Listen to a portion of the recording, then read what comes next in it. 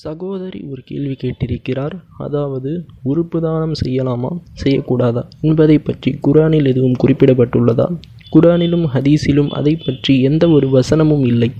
மார்க்க அறிஞர்கள் மக்கா, ரியாத் மற்றும் மலேசியா போன்ற இடங்களில் நடந்த மாநாடுகளில் பங்கு கொண்டனர். பெரும்பாலான அறிஞர்கள் சொல்வதானது, 3 விதிகளுக்கு உட்பட்டு உறுப்பு தானம் அல்லது உறுப்பு மாற்று அறுவை சிகிச்சை செய்யலாம் என்று கூறுகிறார்கள். அதில் முதலாவது, உறுப்பு தானம் செய்யக்கூடிய நபருக்கு அவ்வாறு செய்வதனால் அவர் உடல் நலத்திற்கு பெரிய இழப்பை ஏற்படுத்தக்கூடாது. உதாரணமாக, நான் என் இதயத்தை தானம் செய்ய முடியாது, அவ்வாறு செய்தால் நான் இறந்து விடுவேன். மருத்துவர்கள் கூறுவார்கள், எனக்கு 2 சிறுநீரகம் உள்ளது, அதில் 1 போதுமானது என்று. ஒருவேளை என் அம்மாவிற்கு 2 சிறுநீரகம் செயலிழந்து விட்டால் நான் என்னுடைய ஒரு சிறுநீரகத்தை தானம் செய்ய முடியும். அவ்வாறு செய்வதன் மூலம் அவர்களும் உயிரோடு இருப்பார்கள், நானும் உயிரோடு இருப்பேன்.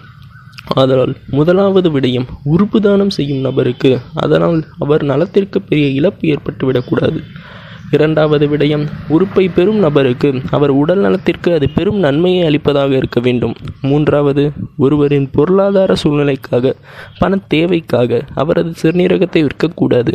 ஆதலால் இந்த 3 விடயங்களுக்கும் உட்பட்டு இருந்தால் உறுப்பு தானமும் செய்யலாம், உறுப்பு மாற்று அறுவை சிகிச்சையும் செய்யலாம் என்று மார்க்க அறிஞர்கள் கூறுவார்கள். உங்களின் கேள்விக்கு பதிலளித்து விட்டேன் என்று நம்புகிறேன்.